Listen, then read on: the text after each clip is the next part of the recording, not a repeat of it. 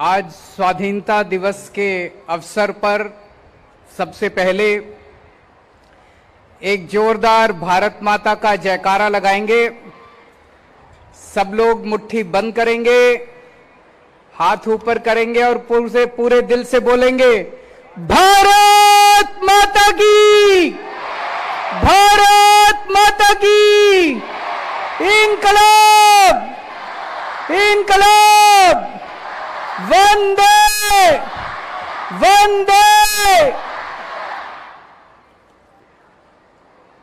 स्वाधीनता दिवस के पावन पर्व पे सभी दिल्ली वासियों को, सभी देशवासियों को बहुत बहुत शुभकामनाएं, बहुत बहुत बधाई। सबसे पहले मैं उन सभी स्वतंत्रता सेनानियों को, लाखों लाखों करोड़ों लोग जिन्होंने किस्म किस्म की कुर्बानियां देके हमारे देश को आजाद कराया, उन सब लोगों को मैं दिल से नमन करता हूं। जिन लोगों ने देश आजाद होने के बाद,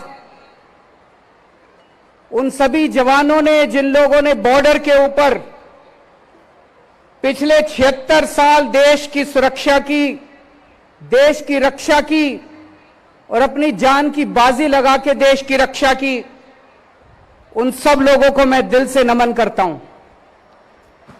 जिन लोगों ने पिछले 76 साल में किस्म किस्म के क्षेत्रों में, अलग अलग क्षेत्रों में दुनिया भर में भारत का नाम रोशन किया, आज स्वाधीनता पर्व के अवसर पे मैं उन सब लोगों को नमन करता हूं।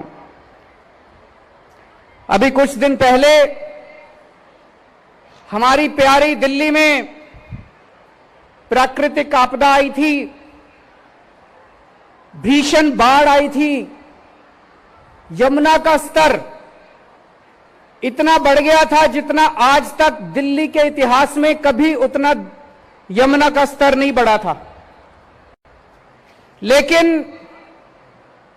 सभी दिल्लीवासियों ने मिलकर दिल्ली सरकार के साथ, केंद्र सरकार की मदद से इस आपदा का सामना किया और मुझे खुशी है कि हम उस आपदा का सामना करने में सफल हुए।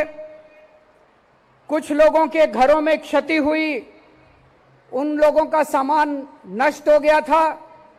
सरकार की तरफ से हम लोगों ने उन्हें हर संभव प्रयास, हर संभव सहायता देने की मदद की, कोशिश की। दोस्तों, आज स्वाधीनता दिवस का पर्व है, खुशी का मौका है, लेकिन मन का एक कोने में एक छोटी सी व्यथा है। आज मन व्यथित है। देश के कुछ हिस्सों के अंदर आज एक भाई दूसरे भाई से लड़ रहा है। मणिपुर जल रहा है। मणिपुर में एक समुदाय के लोग दूसरे समुदाय के लोगों से लड़ रहे हैं। मणिपुर में इस समुदाय के लोग उस समुदाय के लोगों को मार रहे हैं, उस समुदाय के लोग इस समुदाय के लोगों को मार रहे हैं। इस समुदाय के लोग उस समुदाय के लोगों के घर जला रहे हैं, दुकानें जला रहे हैं। उस समुदाय के लोग इस समुदाय के लोगों के घर और दुकानें जला रहे हैं। इस समुदाय के लोग उनकी महिलाओं के साथ गलत काम कर रहे हैं। उस समुदाय के लोग इस समुदाय के लोगों के महिलाओं के साथ गलत काम कर रहे हैं।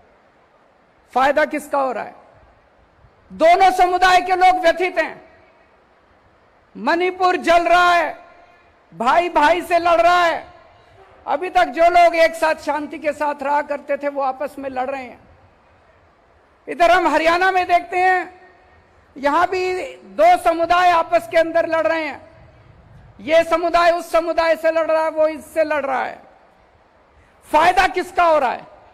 इस लड़ाई में किसका फायदा हो रहा है? हम 21वीं सदी में रह रहे हैं।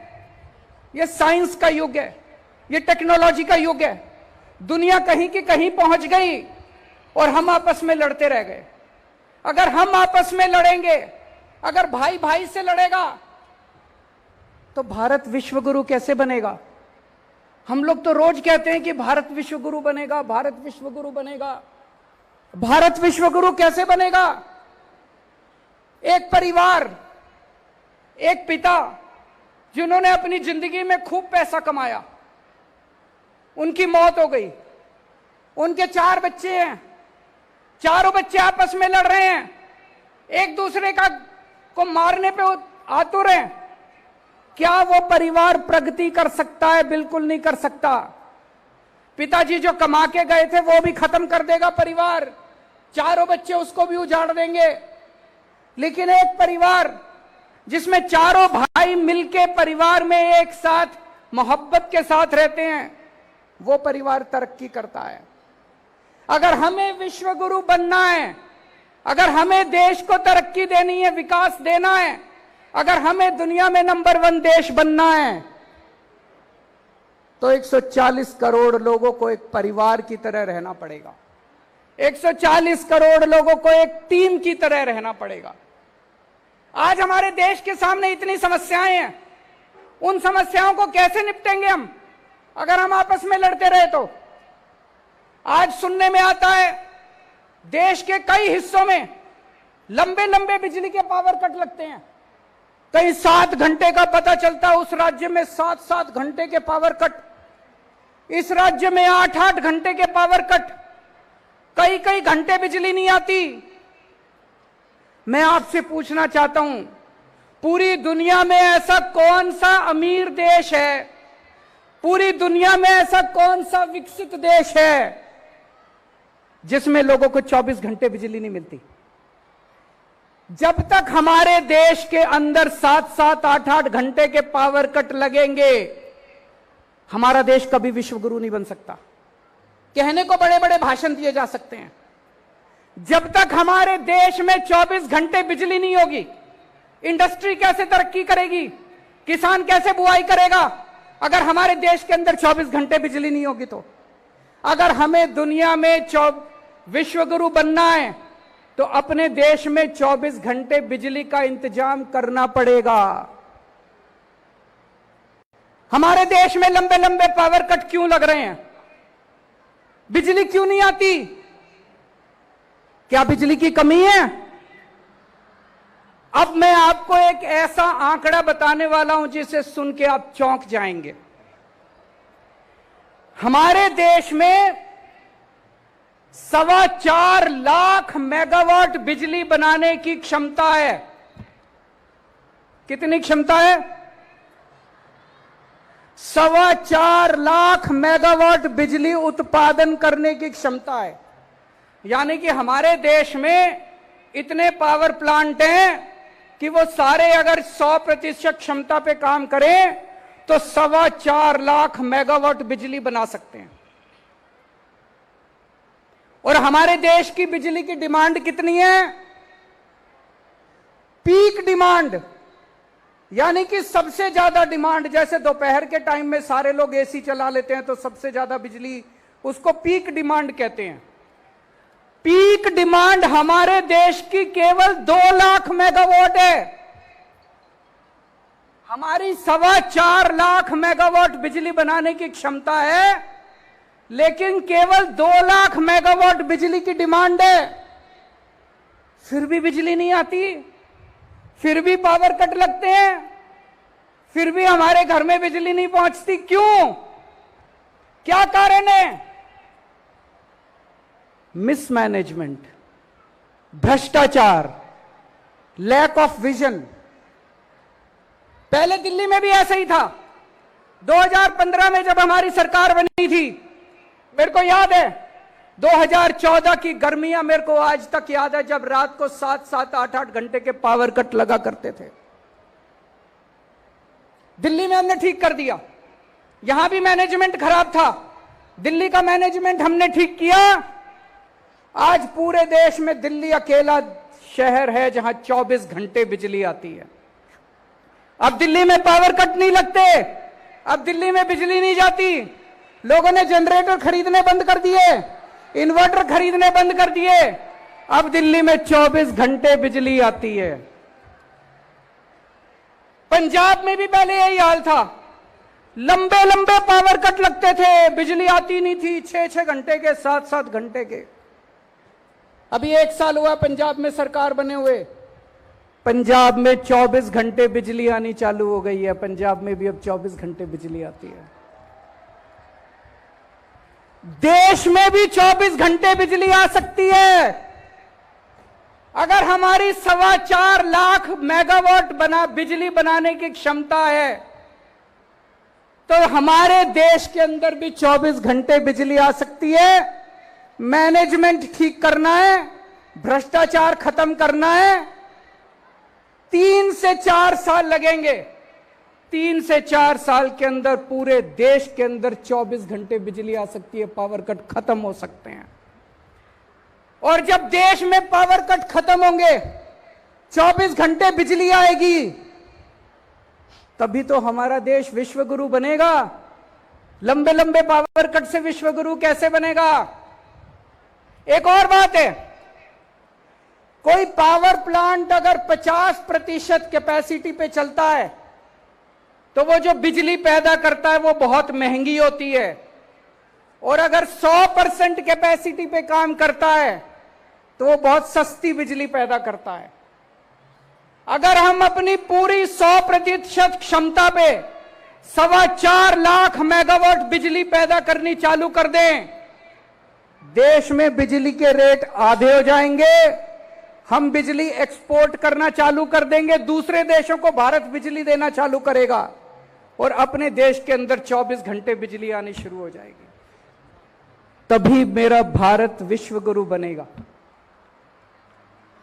मैंने दिल्ली में मुफ्त बिजली देनी चालू की। 200 यूनिट तक लोगों के बिजली के बिल हमने माफ कर दिए। कुछ लोगों ने मेरा बहुत मजाक उड़ाया। पंजाब में जब सरकार बनी, पंजाब के अंदर भी हम लोगों ने लोगों को बिजली मुफ्त देनी चालू कर दी कि अगर आपका 200 यूनिट तक का बिजली का बिल आता है तो आपको बिजली का बिल नहीं भरना पड़ेगा। कुछ लोगों ने मेरा बहुत मजाक उड़ाया, कुछ लोगों ने मेरी बहुत निंदा की, कुछ लोगों ने कहा केजरीवाल फ्री की रेवड़ी देता है। आज मैं देश के सामने 2 विकल्प रख रहा हूं। पहला विकल्प, अगर हमें पूरे देश के 140 करोड़ लोगों के 200 यूनिट तक के बिजली के बिल माफ करने हैं,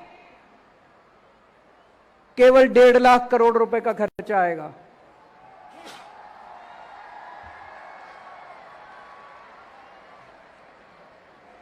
अगर हमें अपने देश के 140 करोड़ लोगों के 200 यूनिट तक के बिजली के बिल माफ करने हैं, तो केवल 1.5 लाख करोड़ रुपए का खर्चा आएगा। और अभी हम अखबारों में पढ़ते हैं कई बार कि 4 बड़े बड़े अरबपतियों के 1.5 लाख करोड़ रुपए के बैंकों के कर्जे माफ कर दिए। मैं आज देश के सामने 2 विकल्प रख रहा हूं कि क्या 140 करोड़ लोगों के 200 यूनिट बिजली के बिल माफ होने चाहिए, या 4 अरबपति लोगों के 1.5 लाख करोड़ रुपए के बैंकों के कर्जे माफ होने चाहिए। देश तय कर ले, जो देशवासी कहेंगे वही होना चाहिए। एक और बात मैं आपसे प्रश्न पूछना चाहता हूं, जब तक हमारे देश में पैदा होने वाले हर बच्चे को अच्छी शिक्षा नहीं मिलेगी, क्या हमारा देश विश्व गुरु बन सकता है? नहीं बन सकता। आप कोई अमीर देश उठा के देख लो, Japan, France, Tokyo, America, Canada, Italy, कोई यूरोपियन कंट्री उठा के देख लो, डेनमार्क, स्वीडन, कोई अमीर देश उठा के देख लो, वहां हर बच्चे को, चाहे अमीर का बच्चा हो चाहे गरीब का बच्चा हो, अच्छी से अच्छी शिक्षा मिलती है। सरकारें शिक्षा देती हैं, गरीबों को सरकारें अच्छी से अच्छी शिक्षा देती हैं सरकारी स्कूलों में। हमारे देश में 25 करोड़ बच्चे स्कूल जाते हैं। कितने? 25 करोड़ बच्चे स्कूल जाते हैं। इनमें 17 करोड़ बच्चे सरकारी स्कूलों में जाते हैं। अगर दिल्ली की बात छोड़ दे, अधिकतर सरकारी स्कूल कबाड़ खाने बने हुए हैं देश के अंदर। अधिकतर सरकारी स्कूल खटारा बने हुए हैं। टॉयलेट नहीं है, पीने का पानी नहीं है, बिल्डिंग टूटी पड़ी है, छत छू रही है, पंखे टूटे पड़े हैं, बैठने को डेस्क नहीं है, कोई पढ़ाई लिखाई नहीं है। बुरा हाल है सरकारी स्कूलों का देश भर के अंदर। अगर 17 करोड़ मेरे देश के बच्चे ऐसे सरकारी स्कूलों में पढ़ रहे हैं, शिक्षा के नाम पे उनको जीरो, क्या मेरा देश विश्व गुरु बन सकता है? नहीं बन सकता। जब तक एक एक बच्चे को अच्छी से अच्छी शिक्षा नहीं दी जाएगी, तब तक हमारा देश विश्व गुरु नहीं बन सकता। केंद्र सरकार ने अभी एक कार्यक्रम शुरू किया है। पूरे देश में 14,500 सरकारी स्कूलों को ठीक करने का 5,000 करोड़ रुपए खर्च करके 14,500 सरकारी स्कूल केंद्र सरकार ठीक करेगी। पर पूरे देश में तो 10 लाख सरकारी स्कूल हैं। 10 लाख सरकारी स्कूल। 5 साल में अगर हम 14,500 स्कूल ठीक करेंगे तो 10 लाख सरकारी स्कूल ठीक करने में तो 150-200 साल लग जाएंगे। आज मैं आपके सामने एक प्लान रख रहा हूं। 5 साल के अंदर देश के सारे 10 लाख सरकारी स्कूल शानदार बनाए जा सकते हैं, फर्स्ट क्लास बनाए जा सकते हैं, वर्ल्ड क्लास बनाए जा सकते हैं। देश के सारे 10 लाख सरकारी स्कूलों को प्राइवेट स्कूलों से अच्छा बना देंगे, वर्ल्ड क्लास बना देंगे। जैसे दिल्ली के सरकारी स्कूल चमका दिए, आज दिल्ली के सरकारी स्कूल प्राइवेट स्कूलों को पीछे छोड़ रहे हैं। दिल्ली के सरकारी स्कूलों के नतीजे प्राइवेट स्कूलों से ज्यादा अच्छे आ रहे हैं। हमें करना आता है। पहले दिल्ली के सरकारी स्कूल ठीक किए, अब पंजाब के सरकारी स्कूल शानदार बनाए जा रहे हैं। जो खर्च हम लोगों ने दिल्ली में किया सरकारी स्कूलों को ठीक करने का, मैंने सारा हिसाब किताब करा, जमा जोड़ किया। अपने देश के सारे 10 लाख सरकारी स्कूलों को ठीक करने के लिए 6 लाख करोड़ रुपए का खर्चा आएगा।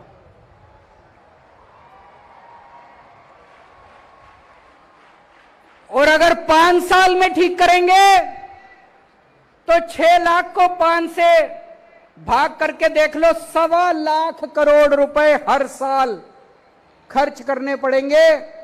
1.25 लाख करोड़ रुपए भारत जैसे देश के लिए, अपने लिए कोई ज्यादा नहीं है। अगर मेरे देश के 25-17 करोड़ बच्चों को अच्छी शिक्षा मिलती हो, अगर मेरे देश के 17 करोड़ बच्चों को शानदार शिक्षा मिलती हो, प्राइवेट स्कूलों से भी अच्छी शिक्षा मिलती हो, तो हर साल 1.25 लाख करोड़ रुपए तो कुछ भी नहीं है। भारत जैसे लोग देश के लिए तो चिल्लर है 1.25 लाख करोड़ रुपए।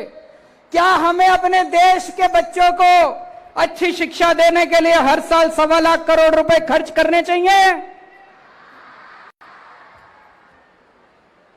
आप लोग मेरे से पूछोगे, अरविंद जी स्कूल तो अच्छे हो जाएंगे, शानदार हो जाएंगे, स्कूल चलाने का खर्चा कहां से आएगा? उसका भी मैं आज हिसाब किताब लेके आया हूं। देश के 17 करोड़ बच्चों को अच्छी शिक्षा देने के लिए, अच्छे अच्छे टीचर देने के लिए, शानदार यूनिफॉर्म देने के लिए, अच्छी पढ़ाई कराने के लिए, टीचर्स को अच्छी ट्रेनिंग देने के लिए एक साल में 7.5 लाख करोड़ रुपए चाहिए। और अभी पूरे देश में केंद्र सरकार और सारी राज्य सरकारें मिला के शिक्षा के ऊपर 7.5 लाख करोड़ रुपए खर्च करती हैं। इसका मतलब कोई भी एक्स्ट्रा पैसा नहीं चाहिए। जो खर्चा होता है उसमें भ्रष्टाचार खत्म कर दो, सारे बच्चों को अच्छी शिक्षा मिल जाएगी।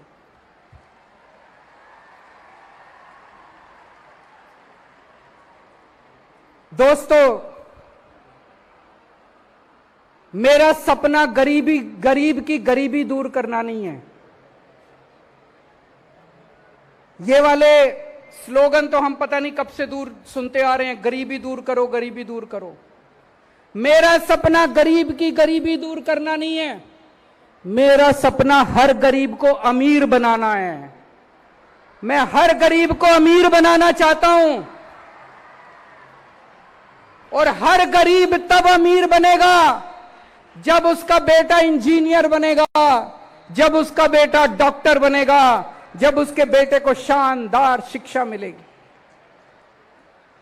एक मजदूर के बेटे को जानता हूं, उसके पिताजी दिहाड़ी करते हैं, मुश्किल से 4-5 हजार रुपए महीना कमाते हैं। दिल्ली के अंदर 4-5 हजार रुपए महीने में कुछ नहीं होता। उसके बेटे ने सरकारी स्कूल में पढ़ते पढ़ते इस बार वो इसका एडमिशन इंजीनियरिंग में हो गया। अब जब वो बच्चा पास करके निकलेगा, 2 लाख 3 लाख रुपए महीना तनख्वाह, उसकी शुरुआत की तनख्वाह 2 लाख रुपए महीना होगी। अमीर हुआ कि नहीं हुआ उसका परिवार? उसके परिवार की गरीबी दूर नहीं हुई, उसका परिवार अमीर हो गया।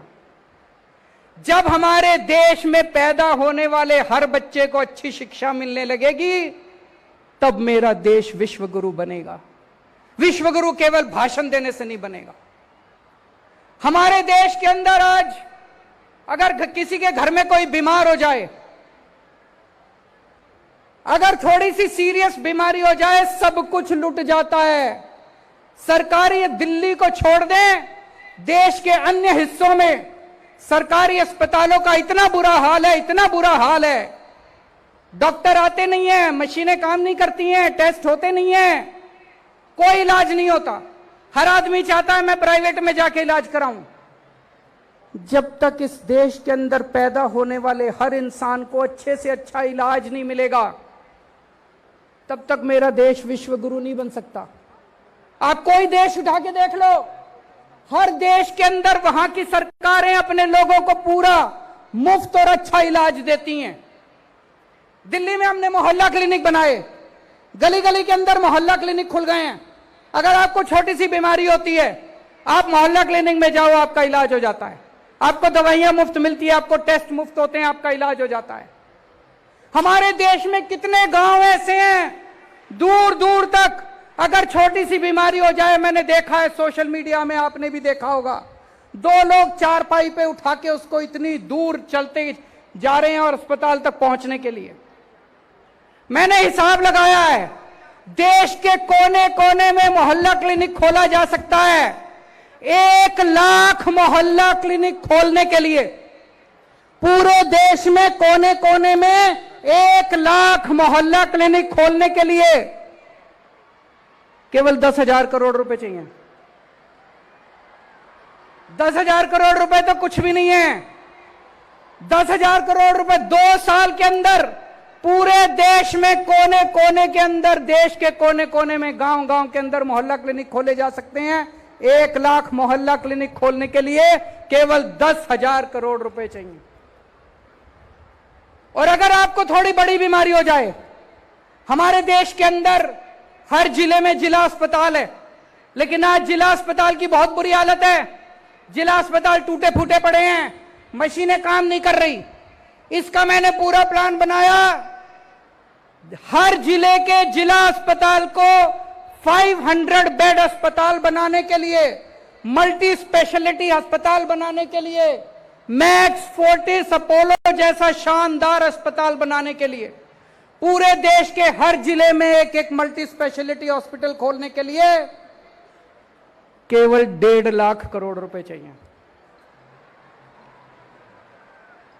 मैं तो कई बार सोचता हूं, ये 75 साल में अभी तक क्यों नहीं हुआ, हो जाना चाहिए था। इतने कम पैसे, 1.5 लाख करोड़ रुपए में पूरे देश के हर जिले के अंदर 500 multi bedded multi speciality hospital खुल सकता है।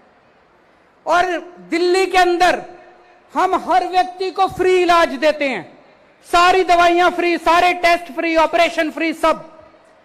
140 करोड़ लोगों का फ्री इलाज करने के लिए सबको फ्री इलाज की सुविधा देने के लिए केवल 2.5 लाख करोड़ रुपए चाहिए। तो टोटल कितने हो गए? 2.5 लाख करोड़, 10,000 करोड़, 1.5 लाख करोड़, 4 लाख करोड़।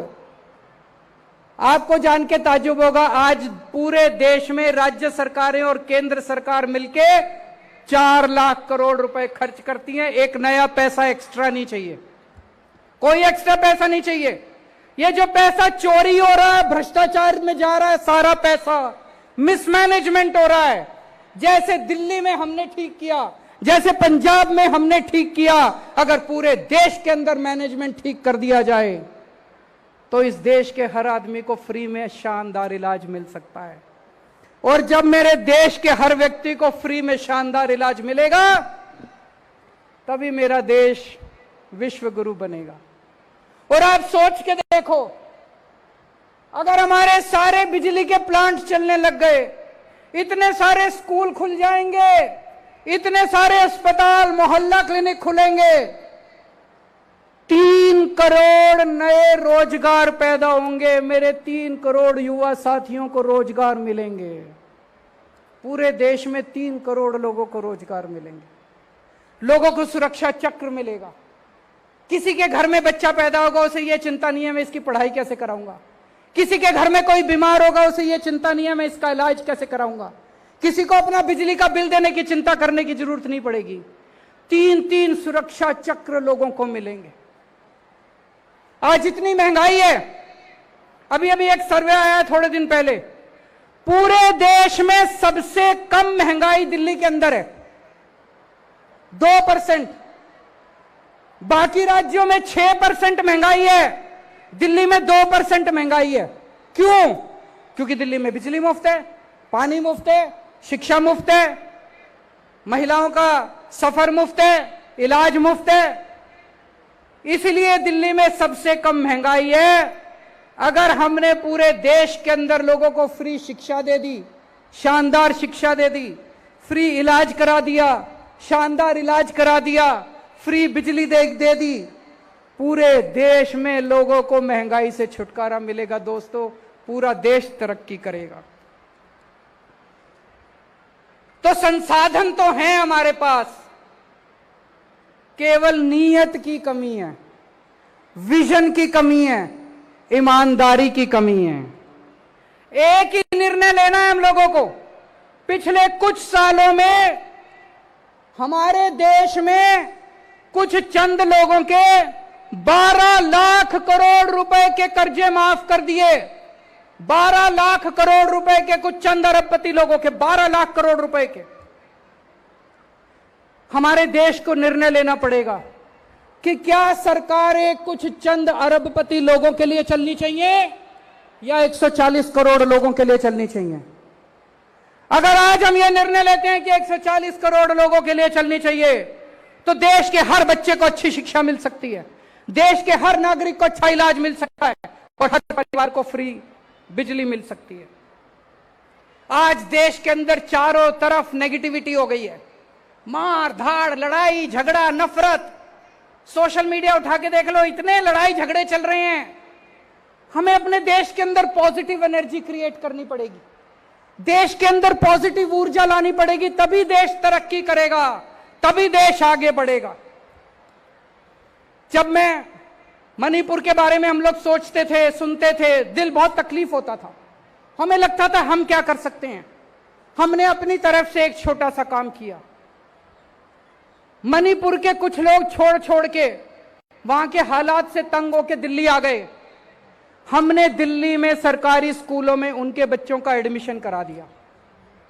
उनके पास सर्टिफिकेट नहीं थे, उनके घर जल गए थे, उनके पास किसी तरह का स्कूल लिविंग सर्टिफिकेट वगैरह कुछ नहीं था। हमने बिना किसी सर्टिफिकेट के लगभग 150 मणिपुर से आए हुए बच्चों का हमने अपने सरकारी स्कूलों में एडमिशन करा दिया। उन बच्चों की काउंसलिंग कराई जा रही है, उन लोगों को लैंग्वेज की प्रॉब्लम है उसको सिखाया जा रहा है, और अन्य बच्चों के साथ मिलकर उनको एक नॉर्मल जिंदगी जीने की कोशिश की जा रही है।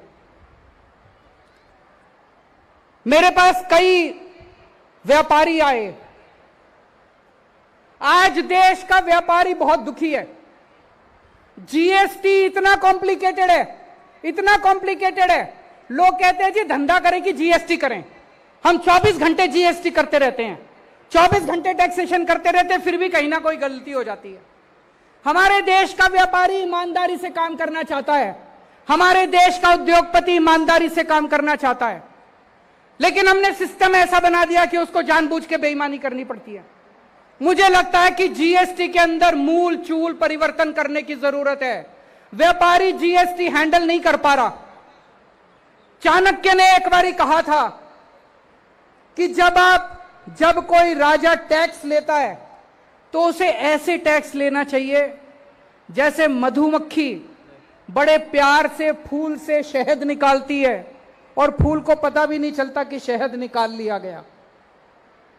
उसी तरह से सरकार को व्यापारियों से ऐसे टैक्स लेना चाहिए कि व्यापारी को पता भी ना चले कि उससे टैक्स ले लिया गया। लेकिन अगर टैक्स इतना कॉम्प्लिकेटेड कर दिया कि व्यापारी दुखी है, तो फिर व्यापारी व्यापार कैसे करेगा, और व्यापार नहीं करेगा तो देश तरक्की कैसे करेगा। अभी दिल्ली के लोगों का अधिकार छीनने के लिए पहले एक ऑर्डिनेंस लाया गया और उसके बाद एक कानून पास किया गया। दिल्ली के लोगों के लोकतांत्रिक अधिकार छीन लिए गए। दिल्ली की चुनी हुई सरकार के काम करने की क्षमता को छीन लिया गया। मेरे पास बहुत लोग आ रहे हैं, मुझसे पूछ रहे हैं अब आप काम कैसे करोगे। आज मैं स्वतंत्रता दिवस के पावन अवसर पे दिल्ली के 2 करोड़ लोगों को यह आश्वासन देता हूं कि जो मर्जी हो जाए, जो मर्जी पावर छीन लें, हमारे 2 काम जारी रहेंगे। एक तरफ हम पावर वापस आपको, आपकी पावर वापस दिलाएंगे, दिल्ली के 2 करोड़ लोगों को आपको अपने अधिकार वापस दिलाएंगे। इसकी लड़ाई हम सुप्रीम कोर्ट में लड़ेंगे। लेकिन जितने काम चल रहे हैं, जब से मैं दिल्ली का मुख्यमंत्री बना हूं, तब से ये लोग मेरे काम में अड़चन अड़ाने की कोशिश करते हैं, मेरे काम में अड़चन अड़ाने की कोशिश करते हैं, लेकिन मैंने काम रुकने नहीं दिए। आपके जितने दिल्ली में काम चल रहे हैं, सारे काम चलते रहेंगे। आपकी फ्री बिजली चालू रहेगी, आपके बच्चों का अच्छी शिक्षा जारी रहेगी, आपके लोगों का अच्छा इलाज जारी रहेगा, आपकी महिलाओं को फ्री सफर जारी रहेगा। आप चिंता मत करना, अपना प्यार बनाए रखना। जितने काम है सारे काम जारी रहेंगे। हो सकता है थोड़ी स्पीड कम हो जाए, जब क्षमता वापस आएगी सारी तो हम खूब स्पीड से और काम करेंगे। लेकिन यह कभी मत सोचना कि दिल्ली के काम किसी भी हालत में मैं रुकने नहीं दूंगा। दिल्ली के काम नहीं रुकेंगे, बिल्कुल। पिछले दिनों दिल्ली नगर निगम ने पूरी दिल्ली के अंदर सफाई अभियान शुरू किया है। बहुत तेजी के साथ उन्होंने कई टीम बनाई है। पूरा दिल्ली नगर निगम, सभी सफाई कर्मचारी, सभी उनके अधिकारी, सब लोग लगे हुए हैं। मैं दिल्ली के लोगों को आज अपील करना चाहता हूं, आप सब लोग इस सफाई अभियान में जुड़िए और आइए मिलके हम अपनी दिल्ली को साफ सुथरा बनाते हैं। आने वाले दिनों में मैंने अपने सामने 3-4 मेन काम रखे हैं। एक, पानी पे काम करना है और मैं कर रहा हूं। दिल्ली के हर घर 24 घंटे पानी पहुंचना चाहिए और टूटी से साफ पानी आना चाहिए। यमुना की सफाई करनी है, उस पे हम लोग लगे हुए हैं। जो सड़कें टूटी हुई हैं सारी सड़कों की रिपेयर करानी है और दिल्ली की सड़कों को यूरोपियन स्टैंडर्ड का बनाना है, साफ सुथरा बनाना है। इन सभी कामों पे हम लोग लगे हुए हैं। फिर से अंत में केवल एक ही चीज कहूंगा, हम सब लोग अपने भारत को बहुत प्यार करते हैं, हम सब लोग भारत माता को बहुत प्यार करते हैं। लेकिन अगर हम आपस में लड़ेंगे तो भारत कहीं आगे नहीं पहुंच पाएगा।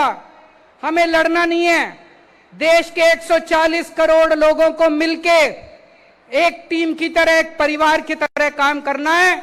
और जिस दिन हमने मिलकर काम करना शुरू कर दिया, दुनिया की कोई ताकत भारत को दुनिया का नंबर 1 देश बनाने से नहीं रोक सकती। भारत माता की